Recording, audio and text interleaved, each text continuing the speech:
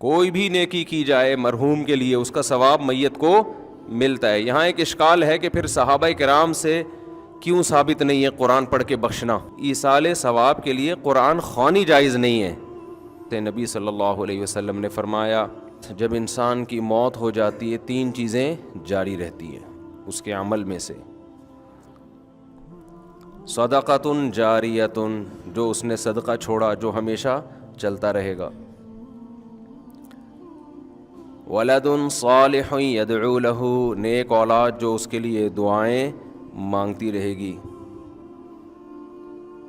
علم ینتفع بہ، وہ علم جس سے لوگ فائدہ اٹھاتے رہیں گے۔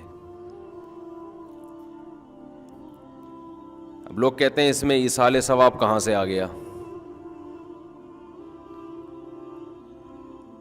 اس سے بھی واضح ایک اور حدیث ہے جس میں آتا ہے ایک صحابی نے نبی سے عرض کیا یا رسول اللہ، ایک صحابیہ نے عرض کیا میری والدہ کا انتقال ہو گیا ہے، افاتصدق عنہا، کیا میں والدہ کی طرف سے صدقہ کر سکتی ہوں؟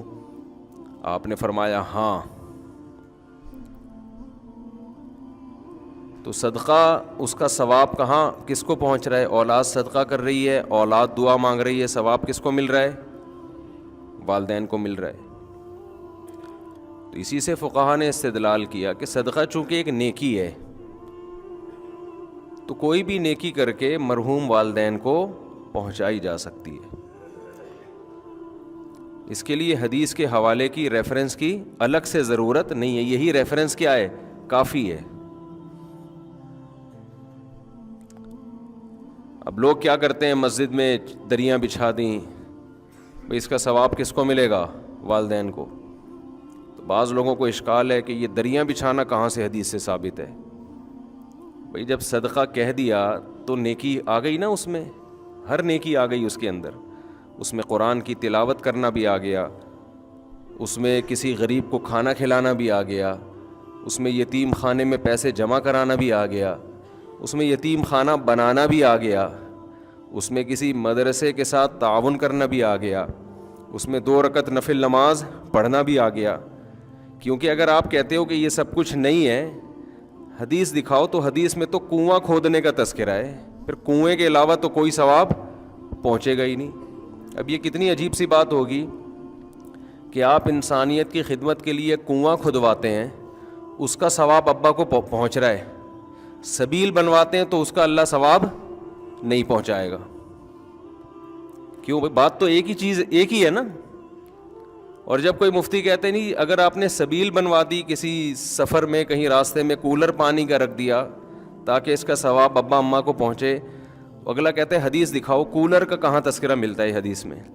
تو یہ سینس لیس ہونے کی علامت ہوگی کہ نہیں ہوگی؟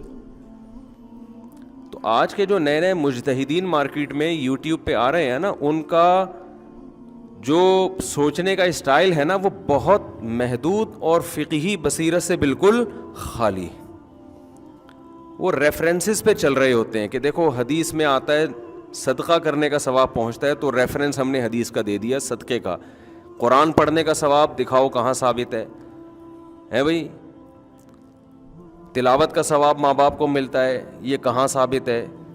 تو بھئی صدقہ نیکی ہے۔ حدیث کا مقصد یہ ہے کہ جب کوئی شخص مر جاتا ہے تو اس کے اپنے عمل کا دروازہ بند ہو گیا، بعد والا اس کے لیے کوئی عمل کرتا ہے تو وہ دروازہ اللہ کبھی بھی بند نہیں کرتے، یہ اللہ کی رحمت ہے۔ البتہ یہ جو حدیث میں 3 کا عدد ہے نا، یہ 3 سمجھانے کے لیے، 3 نہیں، وہ 6 بھی ہو سکتے ہیں، 3000 بھی ہو سکتی ہیں وہ چیزیں۔ تو اس میں خوب سمجھ لیں کہ کوئی بھی نیکی کی جائے مرحوم کے لیے اس کا ثواب میت کو ملتا ہے۔ یہاں ایک اشکال ہے کہ پھر صحابہ کرام سے کیوں ثابت نہیں ہے قرآن پڑھ کے بخشنا؟ بھئی صحابہ تو نیکی پہ ہم سے زیادہ حریص تھے نا، صحابہ سے ثابت کیوں نہیں ہے؟ تو صحابہ سے اس لیے ثابت نہیں ہے کہ یہ عمل اجتماعی طور پہ ناجائز ہے، کیونکہ کوئی بھی نفلی کام اس میں اجتماع کے لیے الگ سے دلیل کی ضرورت ہے۔ اگر وہ الگ سے اجتماع کے لیے ایک الگ سے دلیل نہیں ہوگی تو نفلی کام انڈیویجولی آپ کر سکتے ہیں، انفرادی طور پہ آپ کر سکتے ہیں، اجتماعی حیت پہ آپ نہیں کر سکتے. تو صحابہ نے چونکہ اجتماعی حیت پہ نہیں کیا اس لیے ثابت نہیں ہے. انفرادی کیا یا نہیں کیا, تو انفرادی عمل بیان نہیں کیا جاتا. اب کوئی بھی اپنے والد کے لیے کوئی تلاوت کر رہا ہے کہ اللہ اس کا ثواب اس کو پہنچ جائے, تو یہ تو دل کی چیز ہے نا, اس کو کوئی راوی کیسے ہائی لائٹ کرے گا, کیسے اس کو نمایاں کیا جائے گا, یہ تو دل کی بات ہے. تو کتنے صحابہ نے نیک اعمال کیے, یہ ثابت ہے کہ انہوں نے فلاں عمل بھی کیا, فلاں عمل بھی کیا, فلاں عمل بھی کیا. اب دل میں کیا نیت تھی, اپنے والدین کو ثواب پہنچانا چاہتے تھے یا نہیں, یہ نیت یہ وہ جانے, اللہ جانے. ایسے تھوڑی ہوتا تھا کہ یہ پنکھا ابا کے ثواب کے لیے لکھتے تھوڑی تھے لوگ, دل میں نیت ہوتی تھی. اس سے یہ بھی پتہ چل گیا کہ قرآن پڑھنا اپنے والدین کے اس کو ثواب پہنچانے کے لیے جائز ہے, لیکن ایصال ثواب کے لیے قرآن خوانی جائز نہیں ہے. سمجھتے ہیں کہ نہیں سمجھتے؟ There are two types of Quran خوانی. قرآن خوانی جو اجتماعی سطح پہ ہوتی ہے نا, پبلک آتی ہے, سب قرآن پڑھتے ہیں, تو کتنی قسمیں ہیں اس کی, انگلی سے اشارہ بھی کر رہا ہوں, 2 قسمیں, بلکہ ہم 3 قسمیں بنا لیتے ہیں. اجتماعی ہیئت میں قرآن جو پڑھا جاتا ہے, سب لوگ اکٹھے ہو کے پڑھتے ہیں, اس کی 3 قسمیں ہیں. ایک قسم تو یہ مرحوم کے ثواب کے لیے, ہمارے ابا کا انتقال ہو گیا, تمام حضرات سے گزارش ہے ہمارے گھر تشریف لائیں, آج قرآن خوانی ہوگی. یہ عمل بدعت ہے, ناجائز ہے, کیونکہ اس طرح اجتماعی ہیئت پہ قرآن پڑھنا بطور عبادت کے پڑھا جا رہا ہے ثواب پہنچانے کے لیے, اور نفلی کام میں عبادت اجتماعی سطح پہ جب آپ کرتے ہیں اس کے لیے الگ سے قرآن و سنت میں دلیل کی ہمیں ضرورت ہے. میرے بارے میں آج کل یہ بہت کہا جا رہا ہے, میں تو سروے کرتا ہوں نا کہ اس کو قرآن و حدیث نہیں آتا, بس کو شادیاں آتی ہیں, یہ آتا ہے, وہ آتا ہے, لطیفے آتے ہیں. ہمارے جو طلبہ میں لیکچر ہوتے ہیں نا وہ اور اسٹائل کے ہوتے ہیں, عوام میں لیکچر اور اسٹائل کے ہوتے ہیں. عوام کے سامنے زیادہ علمی موشگافیاں جھاڑنا یہ کوئی عقل مندی کی بات نہیں ہے. اختلافی مسائل, کبھی ہمارے مدرسے میں آئیں بیٹھیں, 20 سال ہم نے تدریس کی ہے, تو تدریس عربی کتابوں کی ہے, جس میں حدیث بھی ہے, جس میں تفسیر بھی ہے, جس میں عربی گرامر بھی ہے, جس میں فقہ بھی ہے, جس میں عربی ادب کی مشکل کتابیں بھی ہیں. تو آج مسئلہ یہ ہے کہ جس کو 2-4 الفاظ آ جائیں نا قرآن و حدیث کے ریفرنس کے, وہ ایک چینل کھول کے ایسے بھڑکیاں مارنا شروع کر دیتا ہے جیسے اسی پہ نازل ہوا ہے, باقی کسی کو کچھ بھی نہیں آتا. تو خیر ہم اپنے ٹاپک کی طرف آتے ہیں. تو اجتماعی ہیئت پہ جو قرآن پڑھا جاتا ہے, چونکہ وہ ایک عبادت کے طور پر ہے, تو عبادت کے لیے جب اجتماعی سطح پہ ہوگی نا, قرآن پڑھنے کی دلیل تو ثابت ہے, اجتماعی سطح پہ یہ ثابت نہیں ہے. اس کی مثال ایسے جیسے جمعے سے پہلے آپ سنت پڑھتے ہو, انفرادی اخپل طریقے سے پڑھتے ہیں نا.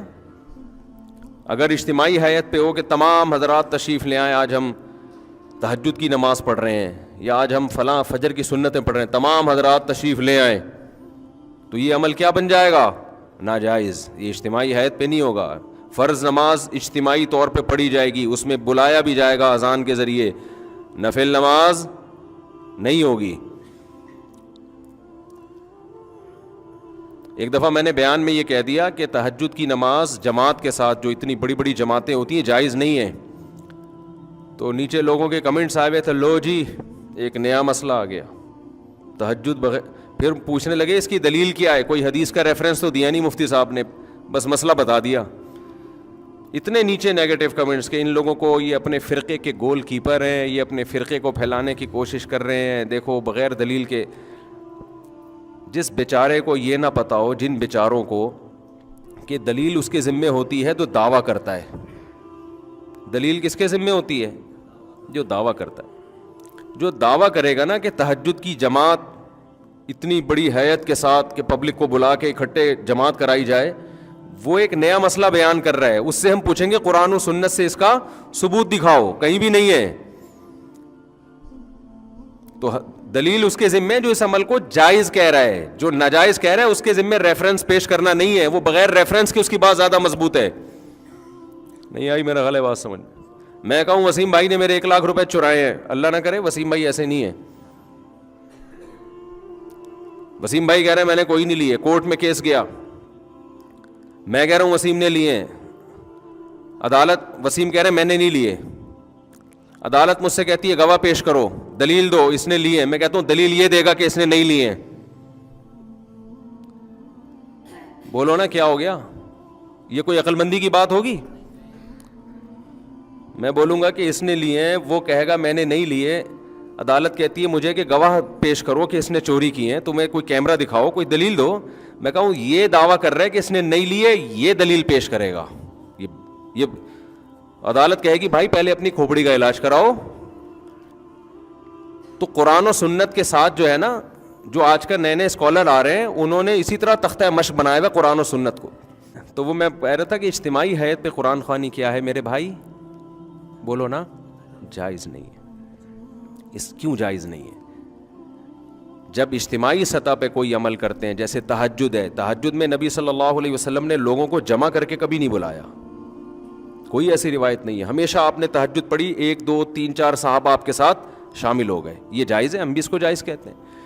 امام ابو حنیفہ کو چونکہ قرآن و سنت بہت اچھی طرح سے آتا تھا، لہذا اس عمل کو امام حنیفہ جائز کہتے ہیں. بھائی اتفاقی طور پر کوئی تہجد کے لیے کھڑا ہوا ہے، 2 4 آدمی اس کے پیچھے آ جائیں، اعلان کر کے کہ فلاں اتنے بج کے اتنے منٹ پہ ہمارے یہاں تہجد کی نماز ہوگی، تمام حضرات تشریف لے آئیں.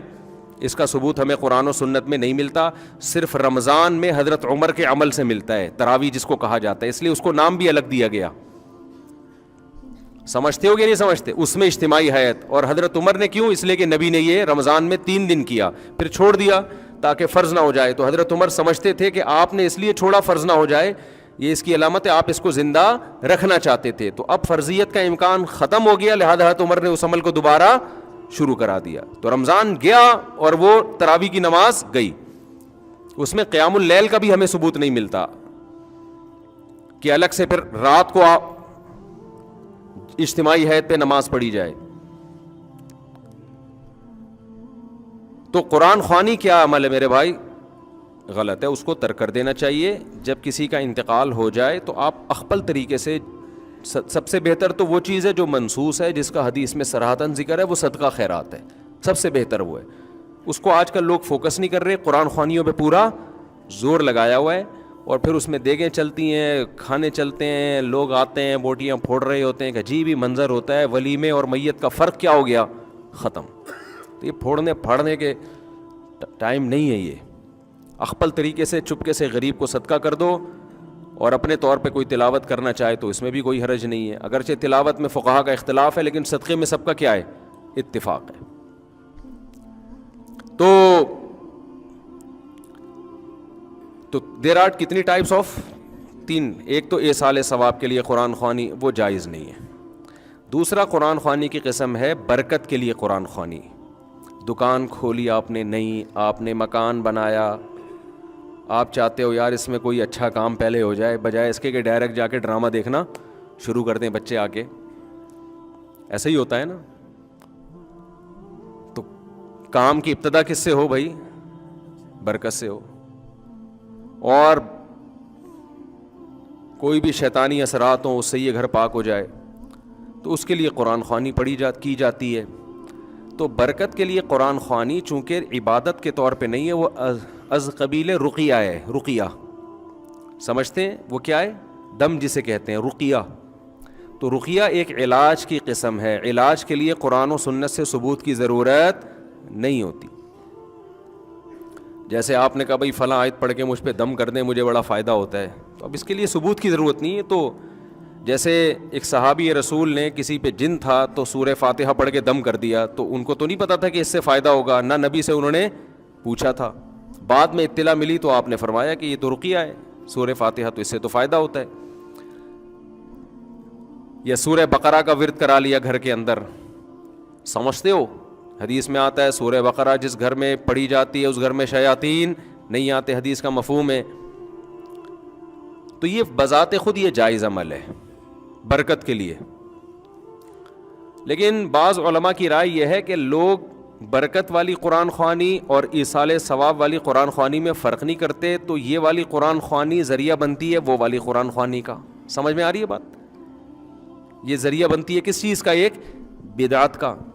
ایک بات تو یہ. دوسری بات یہ کہ یہ جو برکت کے لیے قرآن خوانیاں عام طور پہ گھروں میں ہوتی ہیں, مدرسوں سے بچوں کو بلایا جاتا ہے, بچے بیچارے کھاپے کی نیت سے آتے ہیں, وہ صحیح طرح پڑھتے بھی نہیں ہیں, انتظار کر رہے ہوتے ہیں کھانے میں کیا ملے گا.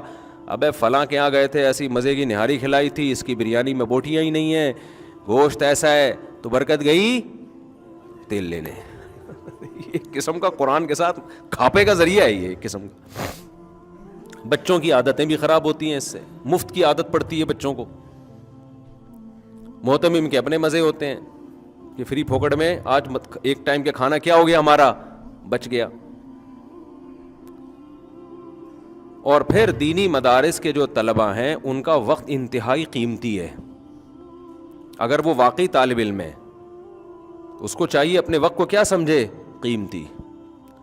ادھر سے دعوت آ رہی ہے, ادھر قرآن خوانی میں جا رہا ہے, ادھر سے دعوت آ رہی ہے, ادھر. یہ دینی مدرسوں کے طلبہ کے وقار کے خلاف ہے. ہمارے حضرت فرمایا کرتے تھے کہ علماء یا طلبہ ان کی مثال ایسے ہے جیسے بوتل پانی سے بھر لی فل, ایک بلبلہ بھی نہیں ہے اس میں. اب آپ اس میں اگر پانی کا ایک قطرہ بھی ڈالیں گے نا تو پرانا ایک قطرہ نکالنا پڑے گا, پھر نیا قطرہ ایڈجسٹ ہوگا اس میں. تو فرماتے تھے علماء کا 24 گھنٹے طلبہ اور علماء یہ اللہ کے وارث ہیں, ان کے اوقات اتنے قیمتی ہیں کہ ان کا جو اسکیجول صبح سے لے کے رات اور رات سے لے کے صبح تک ایسا ہونا چاہیے کہ اس میں کوئی نئی چیز آ ہی نہ سکے. اس میں اگر کوئی نئی چیز آئے تو پرانا کوئی کام ڈسٹرب ہو, اس میں کوئی پرانے کام کو آگے پیچھے کرنا پڑے. تو اب یہ دیکھا جائے گا کہ پرانا زیادہ امپورٹنٹ ہے یا نیا زیادہ امپورٹنٹ ہے. اگر نیا کام ایسا آ گیا ہے کہ پرانے کام کا نقصان کرنا پڑ رہا ہے, پھر تو نیا کام اس میں ڈالیں اپنے اسکیجول میں, اور پرانے کو کیا کر دیں, ایک دن کے لیے ناغا کر دیں. اور اگر نیا والا پرانے والے سے زیادہ امپورٹنٹ نہیں ہے تو نئے والے کو کیا کر دیں, کینسل, ہٹا دیں اس کو. سمجھ بھی نہیں آ رہی بات. اب آپ کہیں گے 24 گھنٹے کا ایسا اسکیجول, یہ تو آدمی ڈپریشن کا مریض بن جائے گا. بھائی صبح سے لے کے رات, رات سے لے کے صبح تک, تو ڈپریشن کا مریض نہیں بنے گا. ڈپریشن ختم کرنے والی چیزیں بھی اس میں کیا ہوں گی, اسی میں شامل ہوں گی نا. اس میں ایکسرسائز بھی شامل ہے, بچوں کے ساتھ گپ شپ بھی شامل ہے, گھر والوں کو ٹائم دینا بھی شامل ہے, کھاپے بھی شامل ہیں. کسی دن جاوید نہاری بھی شامل ہے اس میں. کبھی چلے گئے تو وہ کون سی نہاری تھی جو اس دن کھائی تھی, وہ والی نہیں, نہ وہ مزے کی نہیں تھی. مجھے یوٹیوب پہ ویڈیو بھی آئی ہے میری آج کل, کسی نے چپکے سے کیمرے سے بنا کے ڈال دی, زاہد نہاری نا طارق روڈ پہ, وہ بھی شامل ہے. مزہ نہ آئے پیسے واپس. تو یہ بھی آپ کے اسکیجول کا حصہ بولو نا ہونا چاہیے. تو یہ سب چیزیں اس میں داخل ہیں. اب کوئی نئی چیز اگر آ رہی ہے تو پرانا شیڈول آپ کا کیا ہوگا, متاثر ہوگا. اگر نہیں ہو رہا اس کا مطلب آپ فارغ آدمی ہو, کسی کام کے آپ فالتو ہو, بلا وجہ پیدا ہوئے آپ. بلا وجہ پیدا اسے کہتے ہیں کان سے پکڑ کے جو جہاں چاہے لے جائے, آ جا یار کھاپے پہ چلیں, آ رہا ہوں. ٹھیک ہے نا, روزانہ کھاپا, روزانہ کھاپا. ابے آ جا ادھر بیٹھتے ہیں, بیٹھ گیا. ابے چل ادھر گٹر کا ڈھکن گورنمنٹ نے لگا دیا, وہ ہمارے گٹر کراچی میں ڈھکن نہیں ہوتے نا, تو ادھر ہمارے یہاں لگ گیا, آ جا بیٹھتے ہیں وہاں. چل بھائی بیٹھتے ہیں, پوری پوری رات بیٹھے ہوئے. اس کا مطلب یہ غلط پیدا ہو گیا ہے. اس کو بالکل پیدا ہونے کی کسی کام کا نہیں. بعض دفعہ یہ ہوتا ہے کسی دوست کا فون آیا, چل کھاپے پہ چلتے ہیں, آپ نے کہا چلو چلتے ہیں. تو اب یہ بدگمان نہ ہو کہ یہ بندہ فارغ ہے, ہو سکتا ہے اس کا اسکیجول کل کا کھاپا ہو, اس کی ڈائری میں کل کھاپے کا تذکرہ ہو, لیکن اس نے کہا آج بندے کا فون آیا, دوستی ہے, اس سے گپ شپ ہے, تو وہ کل والا کہاں لے جاتے ہیں, آج کر لے. تو میرے ساتھ ایسا ہوتا ہے بعض دفعہ, کسی قریبی دوست کا فون آیا, مفتی صاحب کھاپے پہ چلیں, ہم کہا چلو بھائی. وہ ہوتا یہ ہے کہ وہ جمعرات کو کہیں ڈائری میں کھاپا ڈالا ہوا ہوتا ہے, تو اس کو ہم اس دوست کی وجہ سے 2 دن پہلے لے آتے ہیں, پھر وہ 2 دن والا اسکپ کر دیتے ہیں, جو آج والا کام ہے وہ اس دن ڈال دیتے ہیں. سمجھتے ہیں کہ نہیں سمجھتے؟ ایک ڈائری بنایا کریں ایسے, پورا ہفتہ اس میں آپ کے سامنے ہو وہ پیج, پورا ہفتہ اس میں آپ کے یہ ابھی میں بتاتا ہوں، یہ حدیث کی تشریح میں بتاتا ہوں میں تو، کیونکہ یہ حدیث کی میں نے تشریح شروع کر دی، وہ پھر ترتیب سے چلے گی تو زیادہ فائدہ ہوگا. ابھی میں وہ قرآن خوانی کا وہ جلدی سے مکمل کر کے پھر وہ حدیث پڑھی ہے نا، اس میں یہ آئے گا تذکرہ انشاءاللہ. صلو علی الحبیب. تو خیر، آپ نے دوسری قسم ہے قرآن خوانی کی رقیہ، جس کو برکت کی قرآن خوانی کہتے ہیں. تو فی نفسی ہی یعنی بذات خود یہ جائز عمل ہے، لیکن بعض علماء اس کے خلاف ہیں کہ بھئی گھر والے بیٹھ کے کر لیں، جیسے سورہ بقرہ پڑھنی ہے سب اکٹھے گھر والے کر لیں. یہ باہر سے ادھر ادھر سے پبلک کو بلانا اور یہ سب چیزیں، اس کے فسادات زیادہ ہیں، اس میں وہ برکت رہتی بھی نہیں ہے. کھاپے کا تذکرہ زیادہ ہوتا ہے، اور جو رقیہ کا جو مقصد تھا وہ مقصد پوری طرح حاصل نہیں ہوتا. بہرحال اگر کوئی کرتا بھی ہے تو اس پہ اتنا سخت انکار نہیں کیا جائے گا. کوئی برکت کے لیے قرآن پڑھوا لیتا ہے، بے شک بچوں سے ہی پڑھوا لیتا ہے، تو فی نفسی یہ جائز عمل ہے. تیسری قرآن خوانی وہ ہے جو اتفاق سے لوگ جمع ہوتے ہوں کسی ترتیب کی وجہ سے. اس کی مثال ایسے ہے جیسے ہم فجر سے پہلے 2 سنتیں پڑھتے ہیں نا، تو اب سب لوگ آ کے پڑھ رہے ہوں، لوگوں نے جمع نہیں کیا، لیکن چونکہ ٹائم ہے سنتوں کا تو سب پڑھ رہے ہوتے ہیں، تو دیکھنے میں ایسا لگتا ہے سب اجتماعی سطح پہ پڑھ رہے ہیں، حالانکہ وہ ایک اتفاقی ان کا آپس میں ربط ہو گیا ہے. تو ایسے ہی دینی مدرسوں میں یہ ہوتا ہے کہ بچوں کو تلاوت کا ٹائم دیا جاتا ہے، تو اس کا ٹائم بتایا جاتا ہے، بھائی صبح ناشتہ ہے اتنے بجے، پھر پڑھائی ہے، پھر یہ ہے، پھر یوں ہے، پھر رات عشاء ہے، پھر عشاء کے بعد سب نے کیا کرنا ہے، قرآن کی تلاوت کرنی ہے. تو یہ ایک نظم کے تحت ہے. اس کو وہ قرآن خوانی، وہ والی قرآن خوانی نہیں کہیں گے جو بدعت ہے، یہ تو ایک نظم کے طور پر. بعض فوجی اداروں میں ہمیں دیکھنے کو ملا، رینجرز کے ایک بڑے آفیسر تھے، انہوں نے بتایا کہ ہمارے ہاں فجر کی نماز کے بعد پابندی ہے، تمام جتنے بھی فوجی ہیں نا، جو رینجرز کے ملازمین ہیں، وہ سب قرآن کی تلاوت کریں گے. تو ایک ٹائم دیا ہوا ہے نا، تو یہ مینجمنٹ کے لیے ایک ٹائم دیا ہوا ہے، اس کو مینج کرنے کے لیے یہ بھی جائز ہے، اس میں بھی کوئی حرج نہیں ہے. یہ ایک ترتیب پہ لانے کے لیے سب کو، کیونکہ پھر ان کا باقی ٹائم نہیں ملے گا نا ان کو تلاوت کا سارا دن. تو گھر میں بھی آپ کر سکتے ہیں، بچوں کے لیے ایک ٹائم بنا دیں، بھائی صبح اتنے بجے 1 سے لے کر اتنے بجے تک سب بچے انسان کے بچے بن کے بیٹھ جائیں گے. سارا دن تو موبائل لگا رہتا ہے، اب یہ اتنے بج کے اتنے منٹ پر سب بچے کون سے بچے بنیں گے، انسان کے بچے. لہذا قرآن سب کے ہاتھ میں ہوگا، دعائیں کی کتاب ہوگی، ذکر اذکار ہوگا. اسی طرح یہ بھی ہے کہ اجتماعی ہیئت پہ ذکر اللہ بھی جائز نہیں ہے، خوب سمجھ لیں. جیسے اعلان ہوتا ہے مسجد سے ہمارے ہاں ذکر کی محفل لگ رہی ہے، تمام حضرات تشریف لے آئیں، پھر سارے آ جاتے ہیں، پھر ذکر کرایا جاتا ہے، یہ بدعت عمل ہے، جائز نہیں ہے. لیکن اگر آپ کسی تربیت گاہ میں گئے ہیں جس کو خانقاہ کہا جاتا ہے، کوئی شیخ و مرشد ہیں جن سے آپ بیعت ہیں، سہ روزہ لگایا آپ نے، 10 دن کے لیے گئے ان کی خانقاہ میں، تو انہوں نے اپنے مریدوں کے لیے ایک ٹائم رکھا ہوا ہے، بھائی صبح اتنے بجے سب نے تہجد میں آنا ہے، یہ ٹریننگ سینٹر ہے نا، اور پھر 7 بجے سب نے ذکر کے لیے بیٹھنا ہے. تو یہ بھی چونکہ اس کا یہ وہ اجتماعی حیت والا ذکر نہیں ہے، بلکہ یہ بھی ایک تربیت کے لیے نظام الاوقات تو ہوگا نا کوئی نہ کوئی، کہ کھانے کا ٹائم ہے تو یہ ذکر کا ٹائم ہے، تو یہ تلاوت کا ٹائم ہے. تو یہ وہ بدعت ذکر میں داخل نہیں ہے.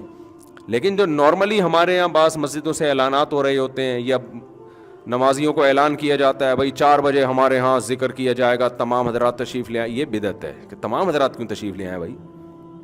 کوئی آپ کا کوئی وہ چل رہا ہے، اگر کوئی تربیتی پروگرام چل رہا ہے تو جو تربیت کے لیے آئے ہوئے ہیں وہ بیٹھے ہوئے ہیں آپ کے پاس، تو ان کو آپ بتا دیں بھائی عصر کے بعد ذکر ہوگا، مغرب کے بعد تلاوت ہوگی، 4 بجے تہجد کے لیے سب اٹھیں گے، اور تمہارے باپ کو بھی اٹھنا پڑے گا اس میں، یعنی معذرت کے ساتھ، یعنی زبردستی اٹھائیں گے آپ. تو یہ زبردستی ٹریننگ کے لیے ہے، تو اس کو اس اجتماعی حیات میں شامل نہیں کیا. ہم نے جب 3 دن کی ٹریننگ کروائی کنٹری کلب میں، پورے ملک سے لوگ آئے تھے، تو ہم نے ان کو 4 بجے تہجد کے لیے اٹھاتے تھے، ان کو کہتے تھے آپ کے باپ کو بھی اٹھنا پڑے گا، کسی کو سونے کی اجازت نہیں ہے. اور پھر 5 بجے ہم ان سے جاگنگ کروایا کرتے تھے، اور جاگنگ میں بھی ہم نے ان سے کہہ دیا تھا کہ آپ کے باپ کو بھی جاگنگ بولو کرنی پڑے گی. کیونکہ جو دیندار لوگ ہیں نا، یہ جاگنگ نہ کرنے کی وجہ سے بھی آڑے ترچھے، دیندار کیا سب برابر ہیں اس میں، دیندار تو پھر بھی تھوڑا بہت نماز کے لیے چل کے آ جاتے ہیں. میں دیندار کا تذکرہ اس لیے کیا کہ ہم تو دینداروں کو فوکس کر رہے تھے نا، ورنہ یہ ہماری پوری قوم کا المیہ ہے کہ پوستی پن الحمدللہ اتنا زیادہ ہماری قوم میں آ گیا ہے کہ اللہ کی پناہ. بس اب میں پھر جاؤں گا تو پھر بہت لمبا بیان اسی پہ ہو جائے گا. سوتے ہیں تو سوتے ہی پڑے رہتے ہیں، سوتے رہتے ہیں، نہ چل سکتے ہیں نہ ہل سکتے ہیں. اللہ تعالیٰ مغفرت فرمائے انتقال کے بعد، کیونکہ انتقال کا چانس میں کوشش کرتا ہوں کہیں سیڑھیوں پہ کہیں جانا ہے نا تو لفٹ کے ذریعے حتی الامکان کوشش کرتا ہوں بچوں. کہیں بھی آپ کہیں فلیٹ میں رہتے ہیں, کہیں جانا ہوتا ہے, سیڑھیوں سے جایا کرو میرے بھائی. لفٹ کا استعمال کم, لفٹ کو لفٹ کر دو, لفٹ نہ دو لفٹ کو. لیو لیفٹ, لیفٹ ہے نا, لیو دو اس کو لفٹ کو, تو اس کو لفٹ نہیں کراؤ الا یہ کہ کہیں جلدی ہے.